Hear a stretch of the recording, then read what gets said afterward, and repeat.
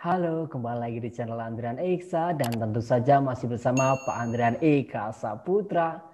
Pada video kali ini kita akan membahas tentang soal uji coba SPD MKKS Kabupaten Bantul untuk tahap pertama di paket 2 ya, sesuai dengan permintaan dari subscriber. Tapi sebelum itu seperti biasa intro dulu ya.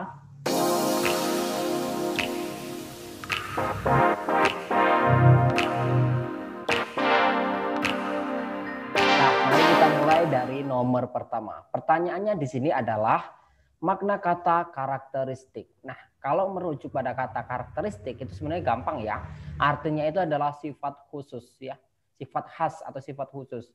Nah, ketika kalian tidak tahu artinya, kalian bisa lihat dari kalimat berikut ini ya.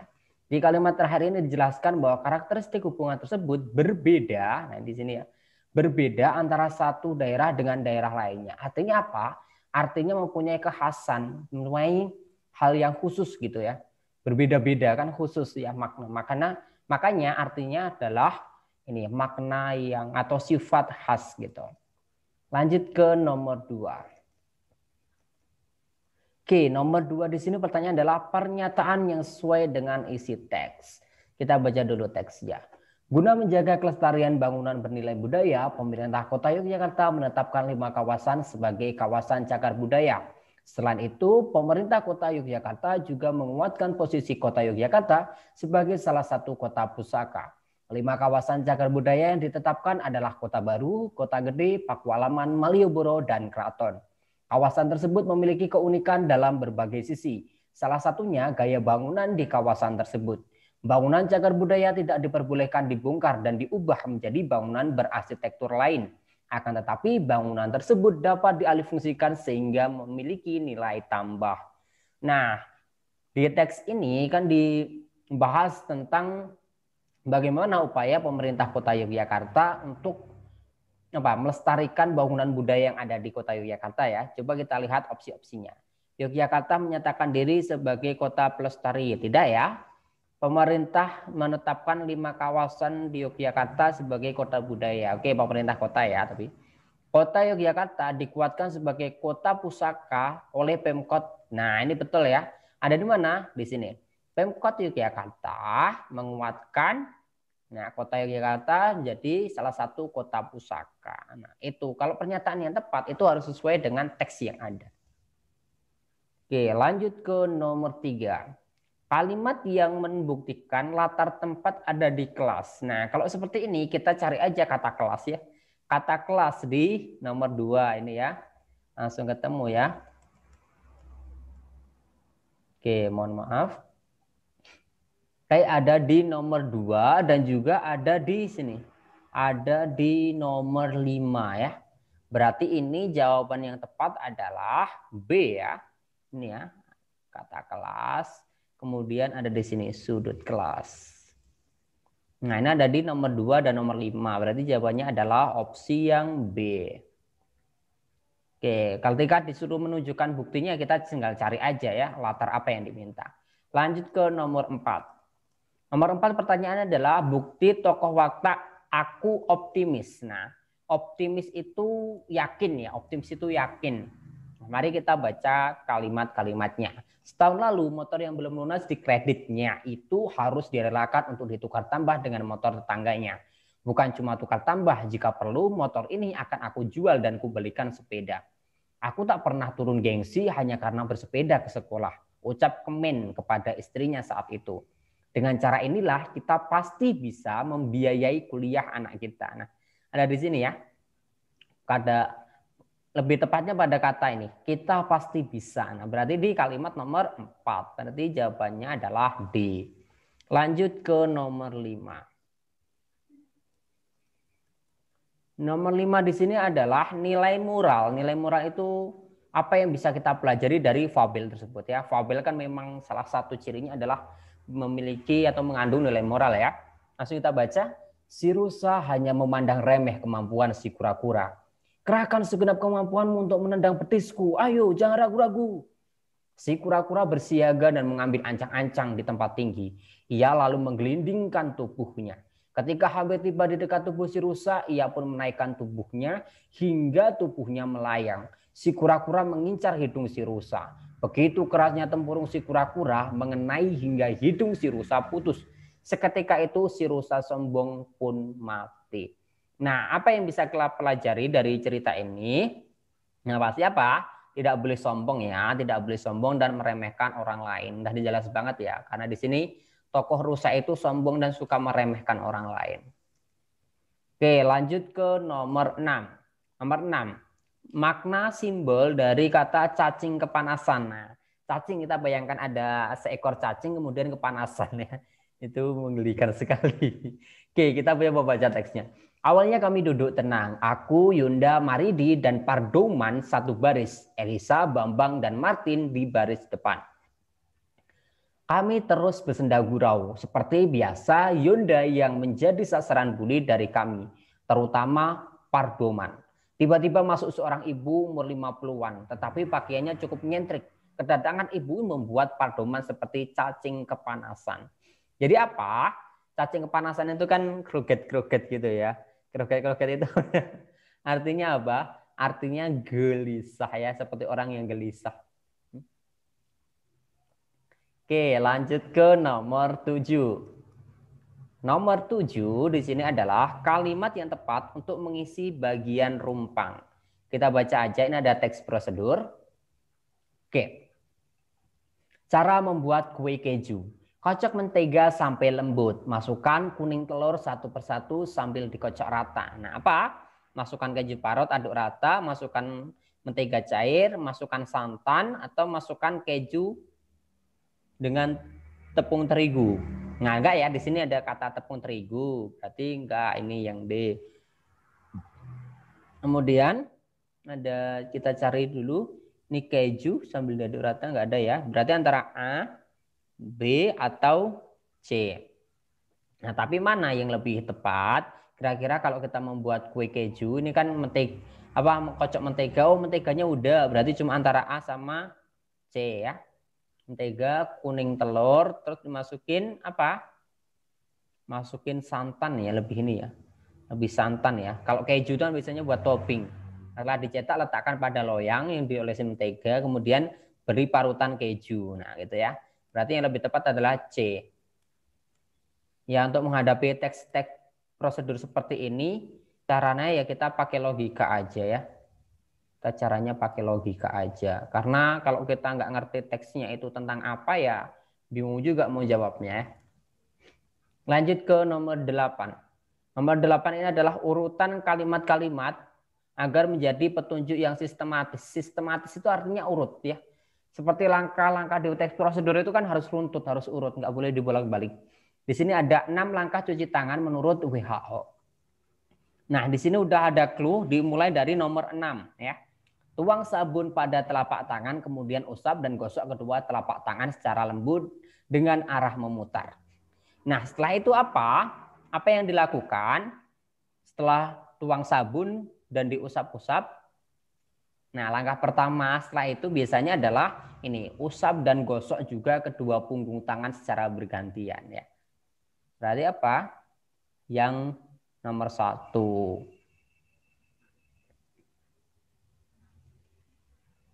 Oke ya, ini selama corona ada, jadi menurut Pak Andrian mudah juga bisa diingat-ingat. Di mana-mana banyak ini kayaknya petunjuk-petunjuk untuk membersihkan tangan ya. Kemudian nomor 9, di sini adalah teks laporan berdasarkan data tersebut. Nah, kalau kalian menghadapi soal seperti ini, itu kalian baca aja opsinya satu persatu, kemudian dicocokkan dengan data yang ada. Kalau udah ketemu, udah langsung itu aja ya. Coba kita baca dari A. Wisman yang berkunjung ke Indonesia pada bulan Desember. Nah, Wisman pada bulan Desember 2019 ya.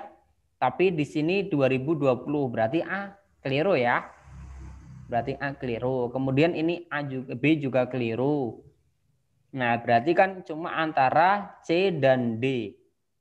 Oke, negara-negara walaupun Belanda pernah menjajah Indonesia, tetapi warga negaranya paling banyak berkunjung ke Indonesia. Belanda. Enggak ya, yang paling banyak adalah apa? Mesir ya. Oke, negara-negara dari Timur Tengah lebih suka berkunjung ke Indonesia daripada Belanda. Timur Tengah itu ada Mesir, kemudian ada Saudi Arabia dan Bahrain. lebih suka daripada orang Belanda. Betul ya, hal ini dilihat pada Desember 2019 kebanyakan wisman dari Mesir dan Bahrain. Mesir dan Bahrain. Sebenarnya Mesir dan Arab Saudi ya. Oke, coba kalau kita lihat yang opsi A ini, berkunjung ke Indonesia pada bulan Desember didominasi wisman dari Mesir, sedangkan wisman terendah di India. Nah, sebenarnya yang opsi A ini betul, cuma ada kesalahan ketik di tahunnya ya. Tahun ini kan harusnya 2019 ya. Ini cuma masalah tahun aja. Mungkin salah ketik dari pembuat soalnya. Lanjut aja ke nomor 10. Nah, nomor 10 ini ada perbedaan pola penyajian kedua teks. Ini kita tidak perlu baca kedua teks kalau memang misal udah langsung ketemu di teks pertamanya. Sekarang kita baca dulu teks ini di teks 1. Pelangi adalah fenomena optik yang terjadi ketika sinar matahari dengan hujan saling bereaksi melalui cara tertentu. Pelangi terbentuk karena adanya pembiasan sinar matahari yang dibelokkan. Sinar ini berpindah arah dari perjalanan satu medium ke medium lainnya oleh tetesan air yang ada di atmosfer. Ketika membentur hujan, sinar matahari dibiaskan oleh butiran air di udara. Adanya perbedaan panjang gelombang ketika sinar matahari dibiaskan menyebabkan warna-warna pada sinar matahari menyebar. Nah, ini jenis teks apa? Ini adalah teks eksplanasi ya, atau teks proses terjadinya suatu gejala alam atau fenomena sosial. Nah, di sini pola pengembangannya, pertama kan di sini ada awalan, kemudian kalimat kedua ini menjelaskan kalimat pertama, kalimat ketiga menjelaskan kalimat kedua, gitu ya. Sinar, ini ada sinar juga. Jadi pola pengembangannya ini dari sesuatu yang umum ya, ini ada pengertian, kemudian dijelaskan lagi ke sesuatu yang khusus. Berarti pola pengembangannya adalah umum khusus. Nah, di sini umum khusus ada dua, antara C dan juga D ya. Sekarang kita baca lanjut ke nomor teks 2-nya ya. Salah satu tempat wisata malam di Yogyakarta yang indah dan menarik untuk didokumentasikan di sosial media Anda adalah Taman Pelangi Jogja. Taman Pelangi Jogja ini menyuguhkan gemerlap warna-warni lampion. Lokasinya pun mudah ditemukan dan dijangkau berbagai kendaraan, yaitu di Jalan Ring Road Utara, Sariharjo, Ngaglik, Sleman, daerah istimewa Yogyakarta. Tempatnya masih dalam satu kawasan dengan Monumen Jogja Kembali. Memang Taman Pelangi Jogja sangat indah untuk didokumentasikan. Nah, ini apa? Ini kan pertama pernyataan umum, kemudian dijelaskan dengan khusus. Tapi di kalimat terakhir ini diulangi lagi ya. Memang Taman Pelangi Jogja sangat indah untuk didokumentasikan. Ini pengulangan dari kalimat pertama. Artinya apa? Artinya pola pengembangannya itu umum, khusus, umum. Berarti opsi yang tepat adalah yang C.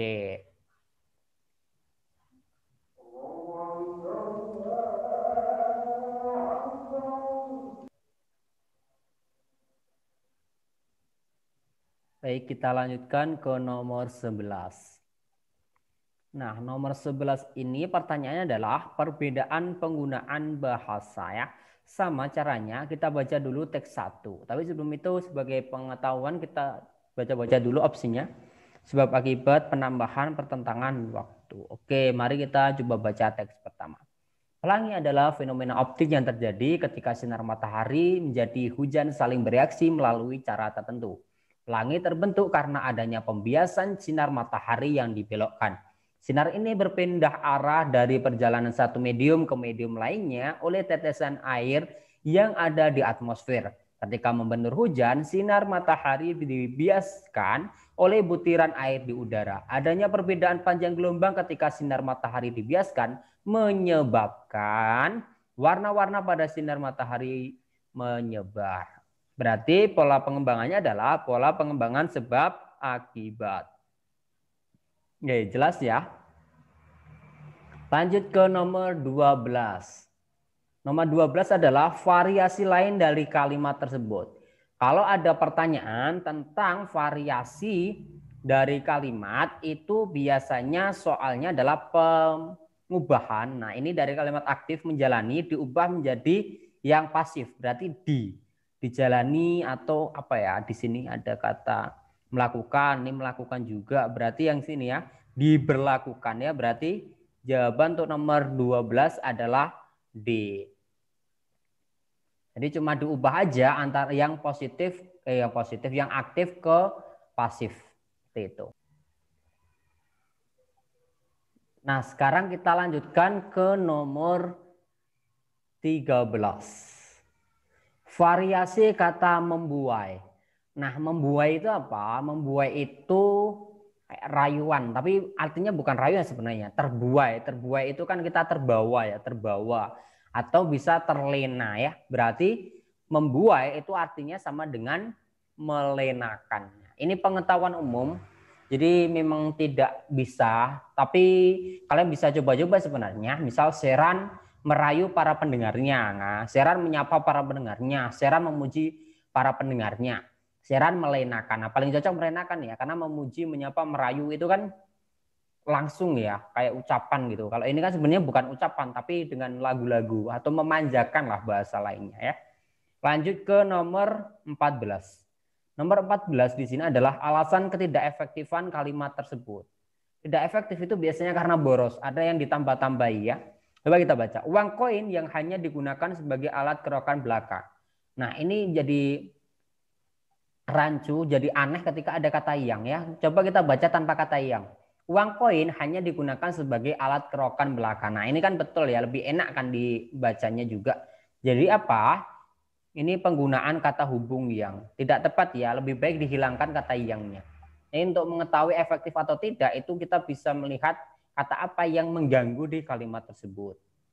Oke, lanjut ke nomor 15. Nomor 15 ini adalah alasan ketidakpaduan paragraf. Nah, kalau ketidakpaduan atau tidak koheren itu karena tidak nyambung. Nah, biasanya ada di kalimat-kalimat akhir. Kalau enggak kalimat nomor 3 ya kalimat nomor 4 gitu. Coba kita baca. Bunga kelelawar hitam termasuk tanaman umbi-umbian. Nah, berarti ini tentang bunga ya. Nah, kalimat nomor 2 di sini juga masih tentang bunga. Kalimat nomor 3 ini cadangan makanannya masih umbi akar ya, masih umbi sama di sini kan dilihat sebagai umbi. Ada menyimpan makanan di akar, kemudian umbi akar gitu. Nah, di sini yang aneh adalah kelelawar merupakan. Nah, ini kan tadi bahasanya bunga kelelawar, bukan hewan kelelawar. Berarti apa? Kalimat nomor 4 tidak berkaitan dengan kalimat nomor 1, 2, dan 3. Oke, mudah. Lanjut ke nomor 16. Nomor 16 di sini adalah tentang ide pokok. Nah, mencari ide pokok itu mudah ya. Paling sering itu ada di awal ya. Kalau ada di akhir itu biasanya di kalimat terakhir ada kata oleh karena itu. Ya. Itu baru di kalimat terakhir. Nah, jadi kalau tidak ada kata itu biasanya ada di awal. Kini pada bulan Juni pemerintah kita dan juga banyak negara mulai melonggarkan kebijakan karantina dan kita mengenalnya sebagai PSBB. Masyarakat sudah gerah ingin kembali beraktivitas. Nah, ini kan menjelaskan di kalimat pertama, berarti ada di awal. Tentang apa? Pemerintah mulai melonggarkan kebijakan karantina. Oke, lanjut ke nomor 17. Ringkasan. Nah, sama Pak Andra udah sering bilang kalau ada 2 paragraf itu yang diringkas di paragraf 1 dan paragraf 2. Ambil ide pokoknya ya. Belajar adalah satu kegiatan yang harus dilakukan oleh pelajar bertujuan untuk memahami suatu materi. Oke. Mohon maaf, ini tadi. Nah, kemudian di kalimat kedua itu udah mulai penjelasan ya. Kegiatan belajar merupakan. Nah, ini kan ada penjelasan di kalimat pertama. Jadi ada di sini. Kemudian di paragraf 2, pada kenyataannya sebagian pelajar merasa kesulitan mengatur waktu. Mereka tidak mengetahui. Nah, itu kan masih ini menjelaskan kalimat pertama juga. Berarti ada di 2 ini, belajar ya sama di sini.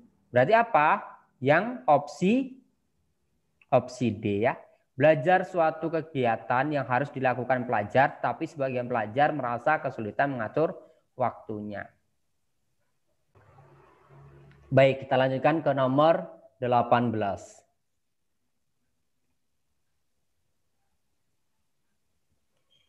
Nomor 18 ini adalah simpulan. Nah, kalau simpulan itu apa yang kita dapatkan dari teks tersebut? Ya, coba kita baca dulu. Hubungan antara olahraga dan kinerja otak telah menjadi perbincangan sejak lama. Nah, itu ada clue ya. Baru-baru ini ditemukan bahwa olahraga yang dilakukan secara rutin membantu seseorang untuk menyimpan informasi dengan tingkat kecepatan yang lebih tinggi. Ada penelitian yang menunjukkan bahwa neurotransmitter di otak menjadi lebih terbuka untuk menerima informasi setelah melakukan olahraga. Aktivitas tersebut juga dikaitkan dengan kemampuan untuk mendorong pertumbuhan sel-sel baru yang kemungkinan menambah volume otak manusia. Nah, jelas ya, di sini ada penjelasan mengenai hubungan olahraga dan kinerja otak. Ketika olahraga, maka kecepatan otak itu makin lebih tinggi, meningkat. Intinya seperti itu. Jadi apa? Jadi lebih tepat yang B ini ya. Dengan olahraga rutin, kinerja otak seseorang akan meningkat. Lanjut ke nomor 19. Komentar yang tepat terhadap isi cerpen. Nah, kalau komentar ini sama, kita pahami dulu teksnya itu tentang apa, kemudian kita seperti berpendapat gitu loh. Berpendapat misal, oh ini tokohnya harusnya gini, harusnya gitu. Nah, komentar seperti itu ya. Dasarnya seperti itu. Coba kita baca dulu. Sersan Kasim membelai anaknya yang dalam gendongan. Saya minta izin untuk membawanya, katanya. Kau yakin tidak menangis? Insya Allah tidak. Baik kalau begitu, hati-hati saja. Siap Pak, terima kasih. Ketika giliran peletonnya untuk menyeberang, Kasim menggigil lebih keras lagi. Bukan hanya karena hujan tambah deras turun. Bukan hanya karena angin pegunungan yang menembus sela-sela rusuknya. Ia juga menggigil karena Acep ini anaknya ya, mulai resah dalam gendongannya. Air hujan sudah merembes masuk mengenai kulitnya dan ia menggeliat-geliat kebasahan dan kedinginan. Sersan Kasim mulai memegang tali yang terrentang dari tepi ke tepi. Air membasahi kakinya, membasahi celananya, membasahi sebagian bajunya, menjilat-jilat gendongan anaknya. Air mencapai dada, anak merendam anaknya, dan tiba-tiba Acep menangis. Nah, kalau kejadiannya seperti ini, komentar apa yang bisa kita berikan? Itu kan harusnya kan anaknya nggak usah dibawa ya kalau mau perang ya. Berarti apa? Berarti yang lebih tepat ini, komandan peleton mestinya melarang Sersan Kasim untuk membawa bayinya bergerilya karena akan membahayakan keselamatan jiwa ya. Kasihan kalau anak diajak perang ya, diajak bergerilya gitu. Oke, lanjut ke nomor 20. Nomor 20, teks ulasan yang sesuai dengan data buku tersebut. Sama, kalau seperti ini kita baca opsi, kemudian kita lihat ke sini, ke datanya, betul apa tidak. Coba kita baca yang A. Isi cerita buku Hujan Kebagian sangat unik dan menarik. Oke ya, isinya sangat unik dan menarik. Sayang, bahasa yang digunakan sederhana. Lah enggak ya? Kalau menggunakan kata sayang, ini kan harusnya kan sebuah ungkapan yang negatif atau sebuah kelemahan. Tapi di sini yang dilihat adalah kelebihannya. Jadi tidak menggunakan kata sayang tidak tepat ya. Coba kita baca yang B sekarang. Isi cerita buku harian Hujan Kebagian sangat unik dan menarik. Oh, sama. Selain itu, nah ini perlu tepat. Bahasa yang digunakan sederhana tapi memikat. Oke, sama ya, ada di sini datanya. Kemudian hanya saja buku ini menggunakan beberapa kosakata Belanda sehingga kurang dipahami arti katanya. Menggunakan kata Belanda sehingga kurang memahami. Oke. Namun demikian buku ini layak dibaca karena mengajak generasi muda untuk berbuat baik. Oke. Jadi ini ya. Ini ada. Oke, sementara ada yang B ini. Kemudian coba kita lihat yang C. Isi cerita Hujan Kebagian sangat unik dan menarik. Bahasa yang digunakan sederhana tapi memikat karena buku ini menggunakan beberapa kosakata Belanda. Enggak ya, kosakata Belanda ini merupakan kelemahan dari buku itu. Jadi ini salah. Kemudian isi cerita buku Hujan Kebagian sangat unik dan menarik. Bahasa yang digunakan sederhana tapi memikat. Keunikan lain dari buku ini menggunakan kosakata Belanda. Nah, enggak, kalau kata keunikan lain itu kan sebuah kelebihan lagi. Berarti yang paling tepat adalah B. Nah, sementara sampai nomor 20 dulu agar videonya tidak terlalu panjang. Nanti Pak Andre lanjutkan ke video selanjutnya. Silakan klik suka jika kamu memang suka, klik tidak suka jika kamu memang tidak suka. Terus dukung channel ini dengan cara klik subscribe, bunyikan loncengnya agar kamu jadi orang pertama yang mendapat notifikasi video terbaru. Jangan lupa jika kamu merasa video ini bermanfaat, silakan dibagikan ke teman-temanmu. Dan silakan bertanya apapun yang masih kamu gelisahkan, masih kamu belum paham tentang bahasa Indonesia. Baik materi kelas 7, kelas 8 maupun kelas 9. SMA, SD, bebas ya. Sebisa mungkin nanti Pak Andrian bantu. Terima kasih dan sampai jumpa di video berikutnya.